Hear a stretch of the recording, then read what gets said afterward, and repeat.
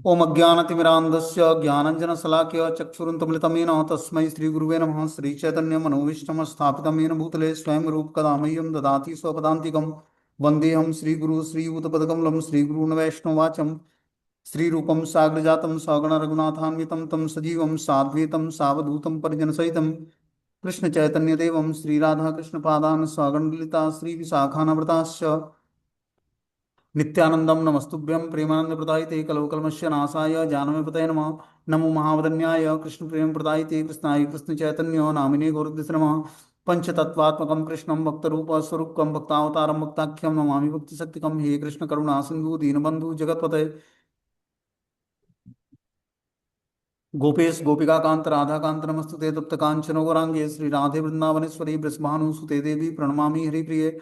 वाञ्छाकल्पतरुवृक्षा कृपा सिन्धुभ्यो च पतितानां पावनेभ्यो वैष्णवेभ्यो नमो नमः। जय श्री कृष्ण चैतन्य प्रभु नित्यानंद श्री अद्वैत गदाधर श्रीवासादि श्री गौर भक्तवृंद। हरे कृष्णा कृष्ण कृष्णा हरे हरे, हरे राम राम राम हरे हरे। तो इसमें आज हम लोग को श्रीमद् भगवद गीता अध्याय 9 परम गुह्य ज्ञान और श्लोक संख्या 3 नंबर पढ़ना है।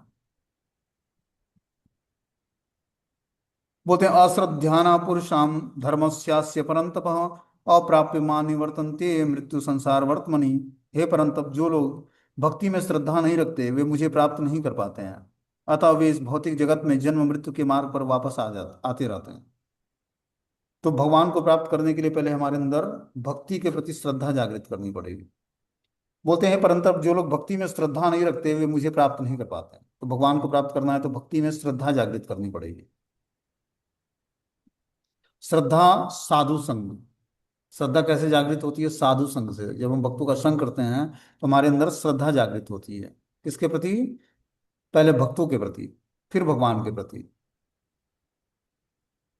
तो भक्तों के प्रति जब हम श्रद्धा जागृत करेंगे तब जाकर भगवान के प्रति श्रद्धा जागृत हो, क्योंकि वही भगवान का धरोहर ही भक्तों के प्रति है। भगवान की भक्ति का धरोहर भक्तों के पास है। भक्ति हमें भगवान को की भक्ति का धरोहर देते हैं। उनकी कृपा से ही हमें भक्ति का धरोहर मिलता है। गुरु साधु और शास्त्र की कृपा से ही हम भक्ति का बीज प्राप्त करते हैं।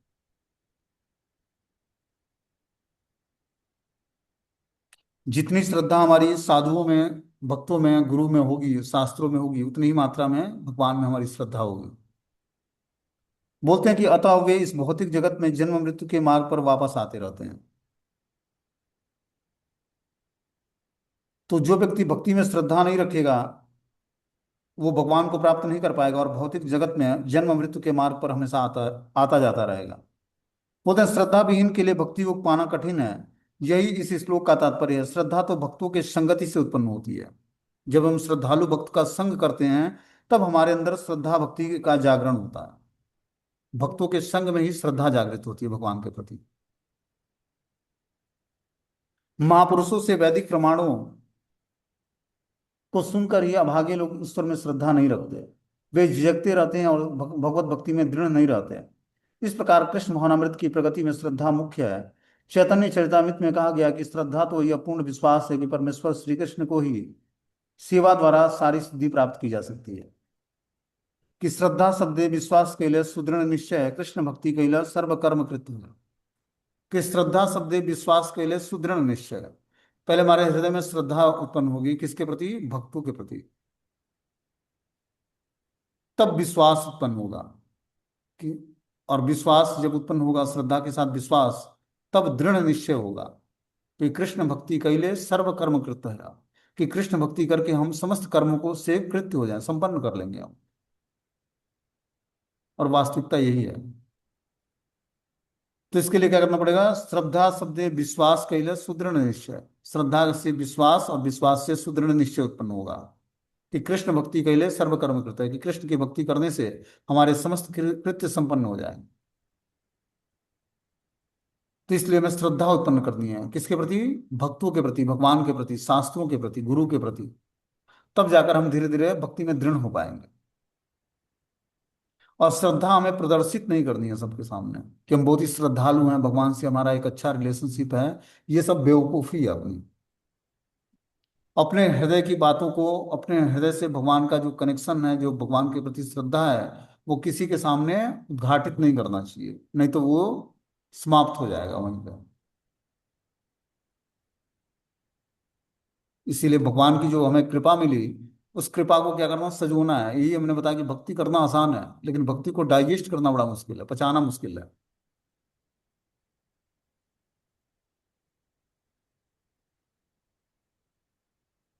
बता रहे हैं कि श्री कृष्ण की ही सेवा द्वारा सारी सिद्धि प्राप्त की जा सकती है, यही वास्तविक श्रद्धा है।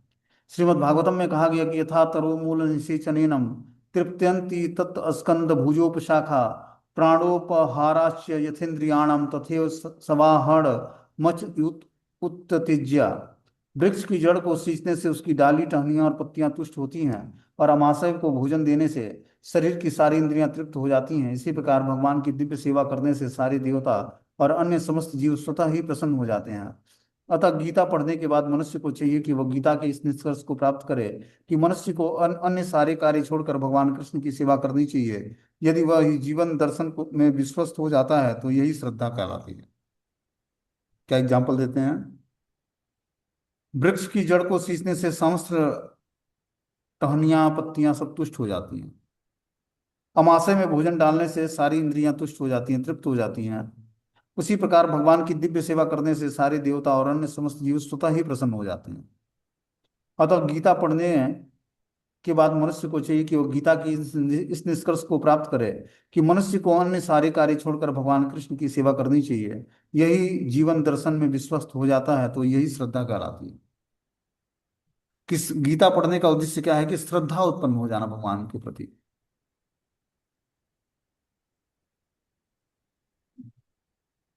इस श्रद्धा का विकास कृष्ण भावनामृत की विधि है। कृष्ण भावना भावित व्यक्ति की तीन कोटियां होती हैं। तीसरी कोटि में वे लोग आते हैं जो श्रद्धा विहीन होते हैं। यदि ऐसे लोग ऊपर ऊपर से भक्ति में लगे भी रहते हैं तो भी उन्हें सिद्ध अवस्था प्राप्त नहीं हो पाती है। संभावना यही है कि वे लोग कुछ काल के बाद नीचे गिर जाते हैं। वे भले ही भक्ति में लगे रहें, किंतु पूर्ण विश्वास और श्रद्धा के अभाव में कृष्ण भावनामृत में उनका लग रह पाना कठिन होता है। अपने प्रचार कार्यों के दौरान हमें इसका प्रत्यक्ष अनुभव होता है कि कुछ लोग आते हैं, किन्हीं गुप्त उद्देश्यों से कृष्ण भावनामृत को ग्रहण करते हैं, किंतु जैसे ही उनकी आर्थिक दशा कुछ सुधर जाती है, वे विधि को त्याग करके पुनः पुराने ढर्रे पर लग जाते हैं। कृष्ण भावनामृत में केवल श्रद्धा के द्वारा ही प्रगति की जा सकती है। जहाँ तक श्रद्धा की बात है, जो व्यक्ति भक्ति साहित्य में निपुण है और जिसमें दृढ़ श्रद्धा की अवस्था प्राप्त कर ली है, वह कृष्ण भावनामृत का प्रथम कोटि का व्यक्ति कहलाता है। तो श्रद्धा से ही हमारी भक्ति का पोषण होता है। जितनी हमारी श्रद्धा प्रगाढ़ होगी उतना ही भगवान पर विश्वास बढ़ेगा हमारा। ठीक है ना? और जितना ही हमारा भगवान पर विश्वास बढ़ेगा उतना ही हम क्या होंगे, निर्भीक हो जाएंगे। भौतिक संसार में डर नहीं लगेगा। इस भौतिक संसार में हर व्यक्ति डरा हुआ है। किस कारण से डरा हुआ है? उसका आहार और निद्रा पवित्र नहीं है। आहार और निद्रा पवित्र नहीं होने से भय और मैथुन उत्पन्न होता है। सेक्सुअल इच्छाएं उत्पन्न होती हैं और भय लगता है इस भौतिक संसार में। जैसी हमारी आहार और निद्रा पवित्र होगी, वैसे इस भौतिक संसार से भय समाप्त हो जाएगा और सेक्सुअल इच्छाएं समाप्त हो जाएंगी। तो दो चीजों को बहुत ही पवित्रता से स्वीकार करना चाहिए। हमारा आहार बहुत पवित्र होना चाहिए और विहार पवित्र होना चाहिए। विहार मतलब जहाँ पर हम जिस परिवेश में निवास करते हैं या सोते हैं, वो हमारा परिवेश बहुत ही पवित्र होना चाहिए। इसीलिए सोने से पहले कुछ श्लोक भगवत गीता के पढ़ने चाहिए, उसका स्मरण करना चाहिए, उसी के चिंतन में सो जाना चाहिए। फोन देखकर, गेम खेलकर और टाइम पास नहीं करना चाहिए। गीता के कुछ श्लोकों को पढ़ते हुए भगवान का चिंतन करते हुए सो जाना चाहिए। नहीं तो नाम जप करते हुए हमें क्या करना चाहिए, भगवान का स्मरण करते हुए सोना चाहिए। पवित्र भोजन जो भगवान को भोग लगा हुआ हो, उसको भगवान का स्मरण करते हुए भोजन को स्वीकार करना चाहिए। तब वो हमारे शरीर के अंदर जाएगा और हमें एक आध्यात्मिक एनर्जी देगा, आध्यात्मिक पोषण देगा। हमारी सारी एक्टिविटी जो भी हम करते हैं उसमें स्मरण बस भगवान का करना है, दूसरे किसी वस्तु व्यक्ति स्थान का स्मरण न होने पाए। चाहे हम परिक्रमा करें, नाम जप करें, प्रसाद ग्रहण करें, कथा सुने, नाम संकीर्तन करें, स्मरण बस मात्र गुरु और भगवान का होना चाहिए। नहीं तो जिसको जिसको स्मरण करोगे उसकी सारी स्वीकृति उसको ट्रांसफर हो जाएगी। इसीलिए बहुत ही सतर्कता पूर्वक करना चाहिए। सारी एक्टिविटी हृदय की स्थिति पर डिपेंड करती है। इसीलिए आप देखते हो कि थोड़ा सा जब भक्ति में व्यक्ति एडवांसमेंट करता है तो व्हाट्सएप व्हाट्सएप सब छोड़ देता है। उसको छोटा फोन बस हो कि किसी को कॉल करना हो तो लग जाए, और डेट वोट चेक कर पाए कि आज डेट क्या है और टाइम क्या हो रहा है, बस उतने ही के लिए फोन रखते हैं लोग।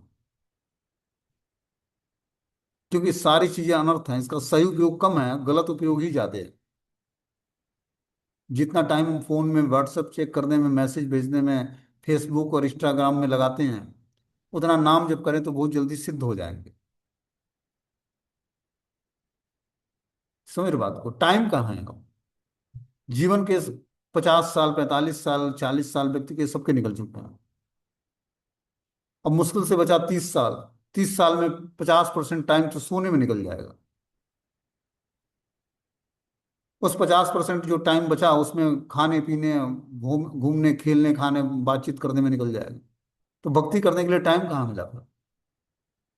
इसलिए जो टाइम मिला है उसमें क्या करें, हम ज्यादा से ज्यादा भगवान की कथाओं को सुने, नाम जप करें, शास्त्रों को पढ़ें, भगवान से के सामने रोएं और स्तुति पाठ करें भगवान का, कि हे प्रभु, हमने मनुष्य जीवन तो धारण कर लिया, लेकिन इसकी सार्थकता को हमने प्राप्त नहीं किया। जिस कारण से आपने हमें ये जन्म दिया इस भौतिक संसार में, ये सार्थक नहीं हुआ हमारा जन्म। अब आप कृपा नहीं करेंगे तो इस जीवन की सार्थकता हमें प्राप्त होने वाली नहीं।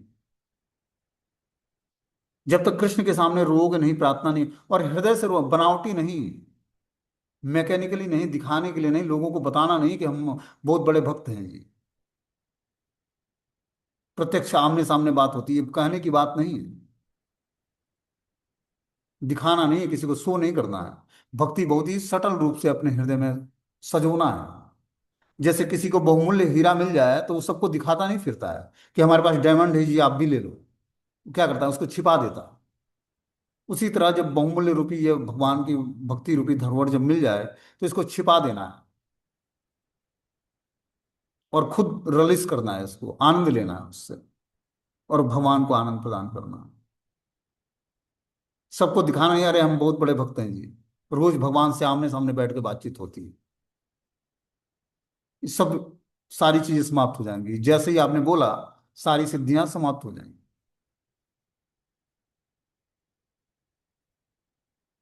कुछ स्मरण नहीं होगा, कुछ हाथ नहीं लगेगा। अब कोई न तो लीला स्मरण आएगी, न नाम जप करने की इच्छा जागृत होगी, न कथा सुनने की इच्छा जागृत। ये सब स्वीकृति के भरोसे होता है। और स्वीकृति हमारी तभी बची रहेगी जब हम कम बोलेंगे, बकवास नहीं करना है। इस वाणी को बस भगवान को ग्लोरीफाई करने में यूज करना है। अपने टाइम को मिसयूज नहीं करना है, व्हाट्सएप फेसबुक पर नहीं। अब नाम जप करना है, हरे कृष्णा कृष्ण कृष्णा हरे हरे, हरे राम राम राम हरे। जितना टाइम मिले मंत्र जाप करें, जितना टाइम मिले भगवान के शास्त्रों को पढ़ें, भगवान को प्रणाम करें, उनसे प्रार्थनाएं करें, उनके सामने रोएं, अपने हृदय की बातों को उनसे कहें। वही हमारे वास्तविक मित्र हैं, वही पति हैं हमारे, वही प्रेमी हैं, वही हमारे सब कुछ हैं जी। इस भौतिक संसार में क्या, कौन गुरु और कौन शिष्य, कोई किसी का गुरु और कोई किसी का शिष्य नहीं है। अल्टीमेटली कृष्ण ही सबके गुरु हैं, और वही सबके पति हैं, वही सबके प्रेमी हैं। उन्हीं से अपने रिलेशनशिप को कायम करने के लिए हम लोग इस भौतिक संसार में अलग अलग चीजों की एसोसिएशन करते हैं, भक्तों का संग करें, शास्त्र पढ़ें, जो भी करते हैं, किस कारण से? कृष्ण को ही मात्र अल्टीमेटली अपने सब कुछ उन्हीं को समर्पित करना है। वही हमारे वास्तविक पति हैं, पुत्र हैं, पति हैं, गुरु हैं, चाहे जो भी हम कह लें। और ये तभी रियलाइज होगा जब हम उनका भक्ति करेंगे। भक्ति करके ही हम भगवान को रियलाइज कर पाएंगे अपने जीवन में, और कोई दूसरा माध्यम नहीं है। तो इसलिए तीव्रता से भगवान की भक्ति को स्वीकार करो, और अपने हृदय की स्थिति को सबके सामने बयान नहीं करना होता।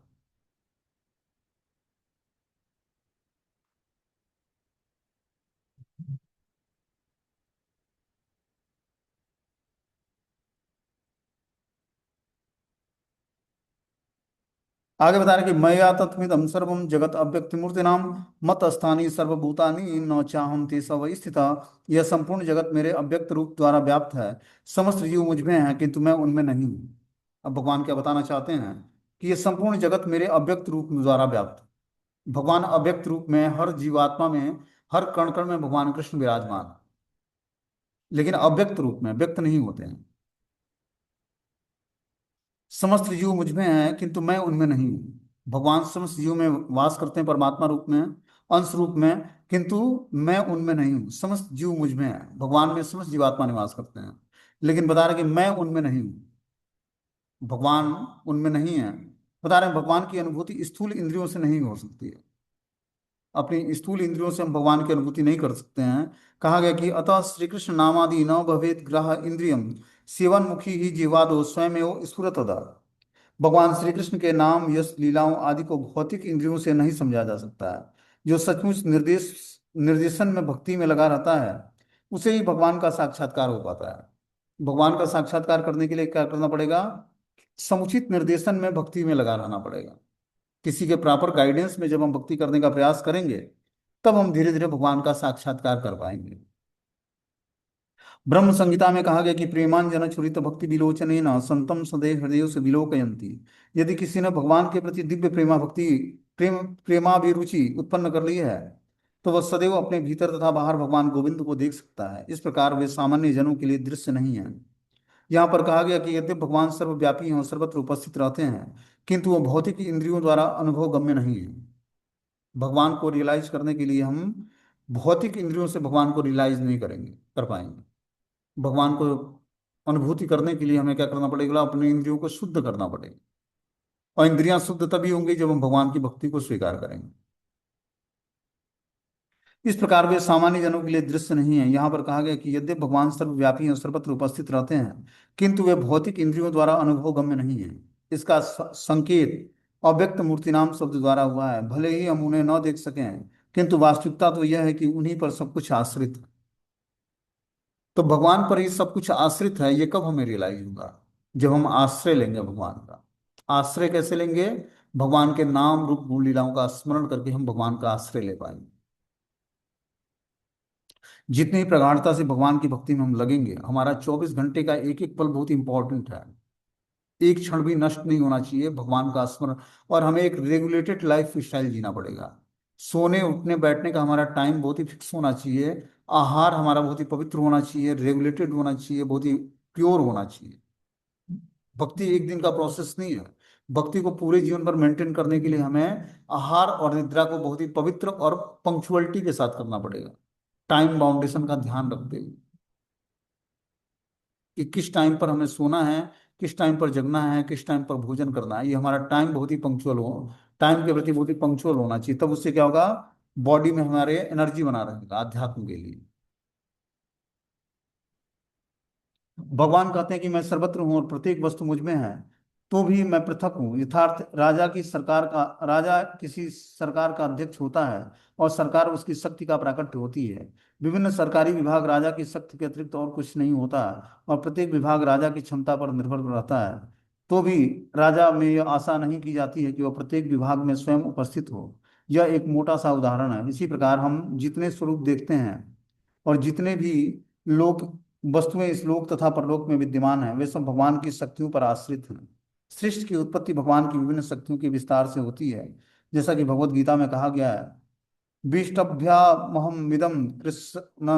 वे अपने साकार रूप के कारण अपनी विभिन्न शक्तियों के विस्तार से सर्वत्र विद्यमान हैं।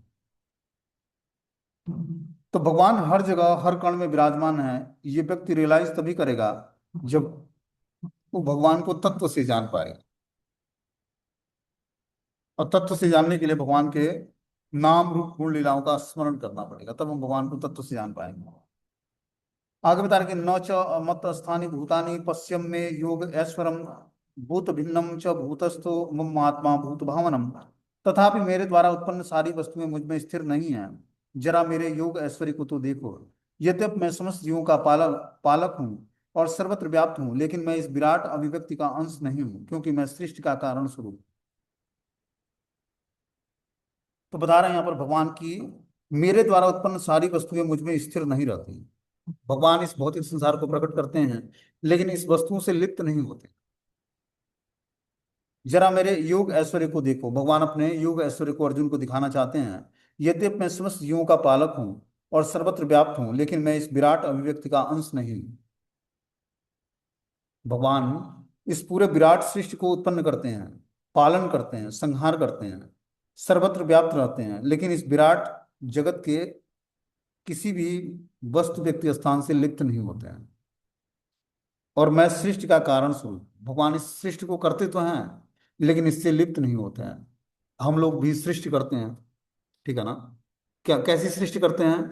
जैसे मान लो कि कोई व्यक्ति पारिवारिक जीवन में है, स्त्री पुरुष का विवाह होता है आपस में, वो सृष्टि का क्रिएशन शुरू करते हैं, मतलब अपने घर का विस्तार शुरू करते हैं, संतति उत्पन्न करते हैं, घर में व्यवस्था करते हैं रहने खाने का, शरीर को कंफर्ट कैसे देना है इसके लिए वो कुछ सामान खरीदते हैं।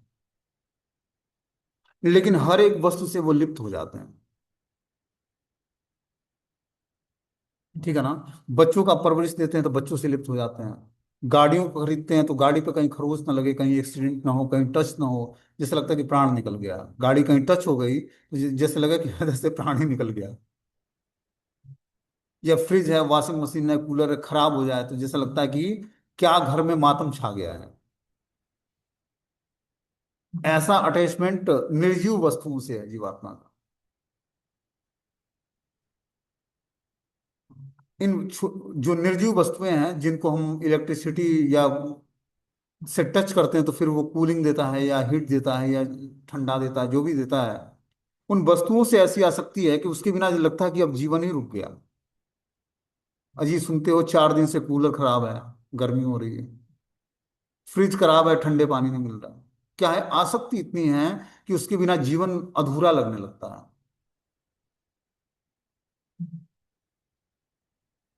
इसी आसक्तियों के कारण व्यक्ति जो है भौतिक संसार में फंसा पड़ा है।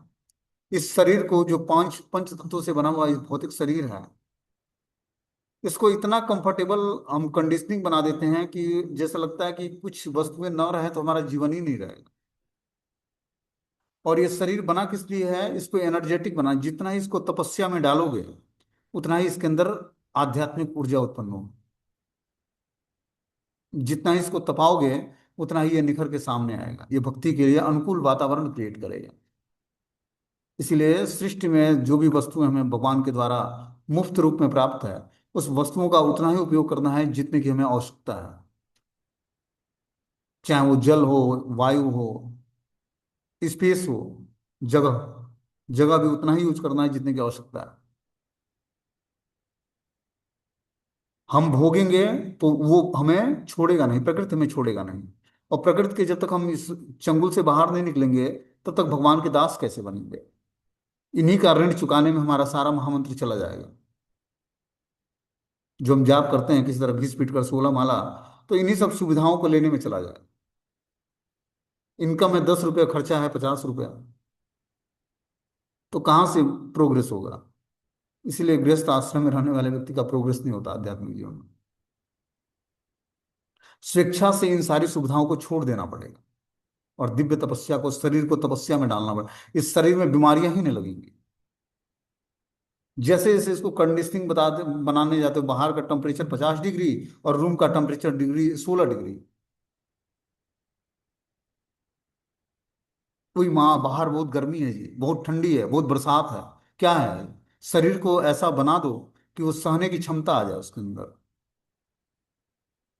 तब ये एनर्जी उत्पन्न करेगा भक्ति करने के लिए।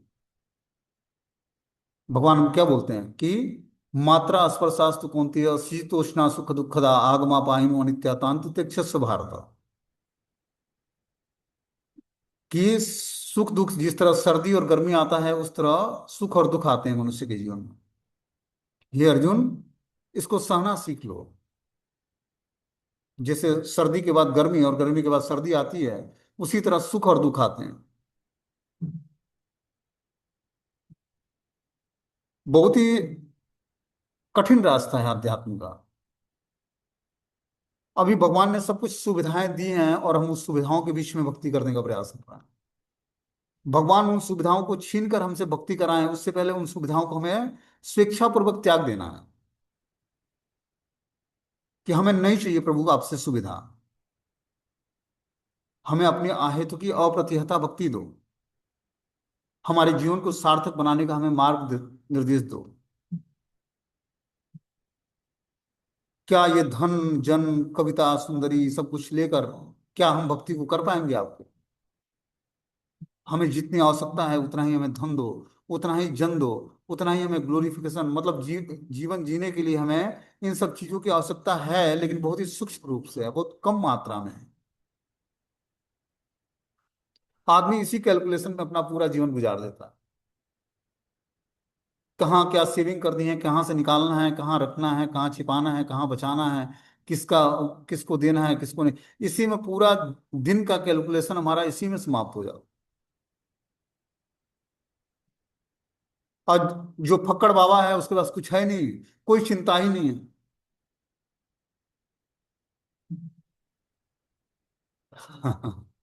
तो, तो क्या है कि कृष्ण का चिंतन करने के लिए ये सब चीजें बाधक है। तो इसीलिए भगवान चैतन्य महाप्रभु ने बताया, न धनम न जनम न सुंदरी कविता वा जगदीश कामय मम जन्मनि जन्मनीश्वरे भवताद भक्ति हेतु की त्वयि। और वास्तविकता तो यही है कि कुछ नहीं है जीवन में, न धन है, न जन है, न कविता, न सुंदरी, और इतना बिंदास जीवन है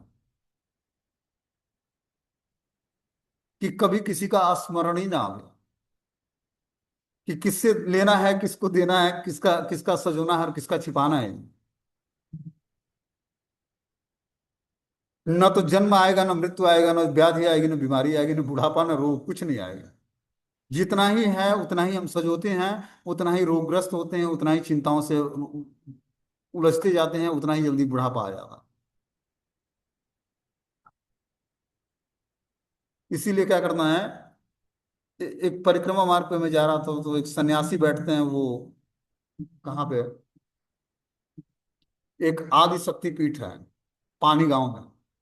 वहां पर एक सन्यासी बैठ के जाप करते हैं, गौड़ीय संप्रदाय के सन्यासी हैं। एक दिन मैं परिक्रमा कर रहा था तो बुलाया मुझे इधर आओ। हमने प्रणाम किया, बोला महाराज क्या बताइए कुछ। तो बोलते हैं कि जो भी तुम्हारे पास अर्थ हो उसको तुम क्या करो कि किसी भजनानंदी बाबा को दे दो, तब तुम्हारा भजन बनेगा। तो हमारे पास दो धोती कुर्ता है, और थोड़ा नया है। जब वो थोड़ा पुराना लगने लगता है तो उसमें 100 रुपए का कलर मिलता है मार्केट में, इसी कलर का गेरुआ वस्त्र। उस पुराने धोती कुर्ता को आधे गर्म पानी में कलर डाल के और लगभग 3-4 घंटे डाल दिया जाता है, तो फिर वो धोती कुर्ता नया हो जाता है। और उस धोती कुर्ता को जब वो फटने के पोजीशन में आता है तो उसको फाड़ के तौलिया बना लिया जाता है। और जो बचता है उसको बिस्तर पे बिछाने के लिए चादर बन जाता है। उसके बाद जब वो और पुराना हो जाता है तो उसको पैर पोंछने के काम आता है, या घर में झाड़ू पोछा लगाने के काम आता है। मतलब वस्त्र की ऐसी दुर्गति है हम लोगों के कि वो जब से नया घर में आया और जब से फट के वो रेसा रेसा अलग नहीं होगा तब तक वो हमारे यूज में आता है। उसको देख के लगा उस सन्यासी को कि बहुत ही अमीर व्यक्ति होगा। मैंने बोला महाराज हमारे पास कुछ नहीं है, आप वास्तविकता मानिए कि आपके पास जितना है उतना भी मेरे पास नहीं है। तब वो बड़ा प्रसन्न हुआ मुझसे, बोल रहा है ऐसा ही व्यक्ति भजन कर पाएगा बाबू। मैंने बोला सही बता रहे हैं महाराज आप। बोल रहा जाओ मस्त रहो। मैंने बोला मस्त हूं मैं। तो और वो वास्तविकता बता रहा था, उसको लगा ना कि ये, उस देख देख के वास्तव में लगता हो कि बहुत धनी व्यक्ति है, लेकिन वास्तविकता तो यह है कि कुछ नहीं है जो भौतिक संसार में चाहिए। और लेकिन जो है वो भगवान ने बहुत कुछ दिया हुआ है। तो क्या है कि प्रसन्न रहने के लिए हमें कुछ भौतिक चीजों की आवश्यकता नहीं है। भौतिक चीजें चिंता बढ़ाती हैं, उलझन बढ़ाती हैं, समस्याएं बढ़ाती हैं। इसीलिए जीवन को बहुत ही संकुचित कर लो, कम आवश्यकताओं को पालो, शरीर को तपस्या में डालो थोड़ा सा, रूखा सूखा खा के ठंडा पानी पियो, और दिन भर भगवान का स्मरण करो, शास्त्रों को पढ़ो, नाम जप करो, भगवान को प्रणाम करो, भगवान के सामने अपने पूर्व जन्म के कर्मों के लिए प्रायश्चित करो। थोड़ा सा गर्मी सर्दी और जो है बरसात सहने का प्रयास करो। कम से कम वस्त्र खरीदने का प्रयास करो। इस शरीर को सजाने धजाने की जरूरत नहीं है। स्नान करो साबुन लगाकर पवित्रता से 2 बार, और इसको तिलक धारण करके भगवान का स्मरण करो, ऑटोमेटिक बहुत ही पवित्र और सुंदर हो जाए। इसलिए हमें क्या करना है, ज्यादा इन सब चीजों के भौतिक जंजाल में पड़ना नहीं है। बहुत सारे क्रीम लिपस्टिक और साबुन सर्फ तेल और सोडा और कूलर फ्रिज वॉशिंग मशीन और हेन तेन लालटेन जो हैं, ये सब चीजों को त्याग करके ही भक्ति में ग्रोथ कर पाओगे। ये सब चिंता बढ़ाने वाली वस्तुएं हैं। इन सबको छोड़ोगे तभी भक्ति में ग्रोथ करोगे, नहीं तो इन्हीं चिंताओं में व्यक्ति उलझा रहेगा।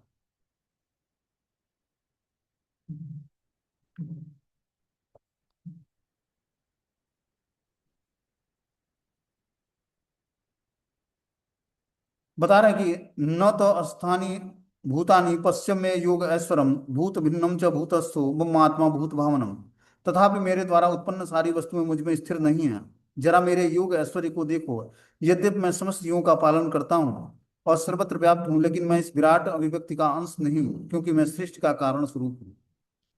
तो भगवान बता रहा है, मेरे द्वारा उत्पन्न सारी वस्तुएं मुझ में स्थिर नहीं है। भगवान इस समस्त सृष्टि का क्या करते हैं, उत्पन्न करते हैं, लेकिन सब में भगवान स्थिर नहीं रहते हैं। भगवान बता रहे हैं कि जरा मैं मेरे योग ऐश्वर्य को देखो। यद्यपि मैं समस्त युगों का पालन करता हूँ और सर्वत्र व्याप्त हूँ, लेकिन मैं इस विराट अभिव्यक्ति का अंश नहीं हूँ, क्योंकि मैं सृष्टि का कारण स्वरूप। भगवान सृष्टि का कारण स्वरूप हैं, लेकिन इस विराट अभिव्यक्ति में अंश रूप में भी नहीं रहते। बता रहे हैं कि भगवान का कथन है कि सब कुछ उन्हीं पर आश्रित है। इसका अर्थ अन्य अर्थ नहीं लगाना चाहिए। भगवान इस भौतिक जगत के पालन और निर्वाह के लिए प्रत्यक्ष रूप से उत्तरदायी नहीं। भगवान प्रत्यक्ष रूप से इस सृष्टि का भौतिक जगत का पालन और निर्वाह नहीं करते हैं। अप्रत्यक्ष रूप से भगवान की शक्तियों के द्वारा इस सृष्टि का पालन और निर्वाह होता है। मतलब भगवान अपना विस्तार करके ब्रह्मा और शिव के रूप में सृष्टि का क्रिएशन करते हैं और संहार करते हैं या पालन करते हैं विष्णु के रूप में। लेकिन भगवान अपने प्रत्यक्ष रूप में कहीं, मतलब कृष्ण के स्वरूप में कोई कार्य नहीं करते। वो अपना विस्तार करके अलग अलग रूपों में ये सारे कार्य संपन्न करते हैं, इस सृष्टि का पालन पोषण करना, संहार करना। कृष्ण स्वरूप में जो पूर्ण पुरुषोत्तम आदि भगवान है, उस स्वरूप में भगवान का एक ही कार्य है, गौ चराना, बांसुरी बजाना, गोपियों के साथ रास नृत्य करना और बिंदास रहना, आनंद भोगना। उस स्वरूप में भगवान कोई कार्य नहीं करते। भगवान के पास तीन बांसुरी हैं। उसी बांसुरी से पूरी सृष्टि को कंट्रोल करते हैं। एक बांसुरी से पूरी देवी देवता अपने नित्य सेवाओं में एंगेज हो जाते हैं, टाइम और पंक्चुअलिटी के साथ। दूसरे बांसुरी से जो है गोप वाले गवें जो है भगवान की तरफ खींचे हुए आकर्षित हुए चले आते हैं। और तीसरी बाजू बांसुरी बजाने से जो गोप कन्याएं हैं, गोपियां हैं, वो भगवान की तरफ खिंची हुई यमुना पुलिन पर रात्रि को भगवान के साथ रास नृत्य के लिए करने के लिए उपस्थित हो जाती है। तो तीनों बांसुरियों का अलग अलग कार्य है। भगवान इस पूरी सृष्टि को बांसुरी से कंट्रोल करते हैं। ये है कृष्ण की शक्ति। एक बांसुरी से पूरे देवी देवताओं को कंट्रोल करके सृष्टि का पूरा इंचार्ज बना रखा। देखो क्या है बांसुरी की शक्ति। उस बंसी के वादन होने से सारे देवी देवता जो है के अंदर डर पैदा होता है। उसी बांसुरी की धुन को सुनकर गोपियां आकर्षित होकर भगवान की तरफ खींची ले जाती हैं। उसी बांसुरी के ध्वनि को सुनकर देवताओं के अंदर डर उत्पन्न होता है और अपने काम में पंक्चुअलिटी से लग जाते हैं, टाइम से। उसी बांसुरी की ध्वनि को सुनकर गोप वाले और गौ में जो है भगवान की तरफ खींचे हुए चली आती है। बांसुरी की ध्वनि वही है, कृष्ण के बजाने का तरीका अलग अलग, सुनाने का तरीका अलग अलग। ये है भगवान की शक्ति। पूरी सृष्टि क्रिएशन कंट्रोल कैसे है, बांसुरी से।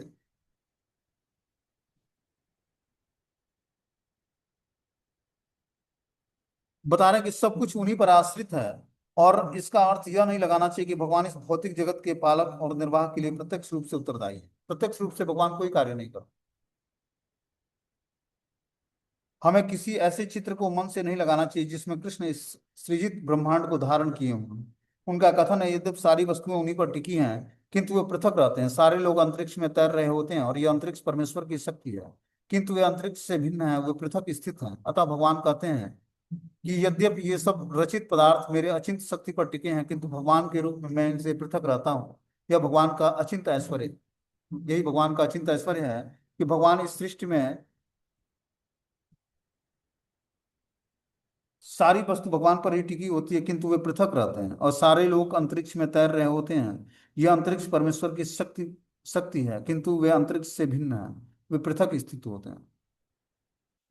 तो भगवान इस सृष्टि में को उत्पन्न करते हैं, और इस सारे ब्रह्मांड हवा में तैर रहे होते हैं, अंतरिक्ष परमेश्वर की शक्तियों पर आश्रित होता है। लेकिन भगवान इन सारे सृष्टि का सृजन करते हैं, पालन करते हैं, संहार करते हैं, लेकिन वो किसी भी वस्तु से आकर्षित नहीं होते, लिप्त नहीं होते हैं। यही भगवान का अचिंत ऐश्वर्य है। परमेश्वर अपनी शक्तियों का प्रदर्शन करते हुए अचिंत आश्चर्यजनक लीलाएं कर रहे हैं। उनका व्यक्तित्व विभिन्न शक्तियों से पूर्ण है, उनका संकल्प स्वयं एक तथ्य है। भगवान को इसी रूप में समझना चाहिए। हर कोई काम करता करना चाहता है तो अनेक विघ्न आते हैं, और कभी कभी हम जो चाहते हैं वो नहीं कर पाते हैं। किंतु जब कृष्ण कोई कार्य करना चाहते हैं तो वह सब कुछ इसकी पूर्णता से संपन्न हो जाते हैं। कोई सोच नहीं पाता कि यह कैसे हो रहा है। तो भगवान को कोई कार्य करने के लिए अलग से सोचने की जरूरत नहीं पड़ती, लेकिन हम लोग कोई कार्य करते हैं तो बहुत सारे उसमें सोच विचार करने की आवश्यकता होती है। यही भगवान की अचिंत शक्तियां हैं कि मात्र संकल्प से संपूर्ण कार्य, सृष्टि का संहार, विनाश और संपूर्ण लीलाएं पालन पोषण होता है। यही भगवान की अचिंत शक्तियां हैं, भगवान इस अध्याय में बताना चाहते हैं। ठीक है, अब आगे अगला श्लोक हम लोग अगले क्लास में पढ़ेंगे। हरे कृष्णा।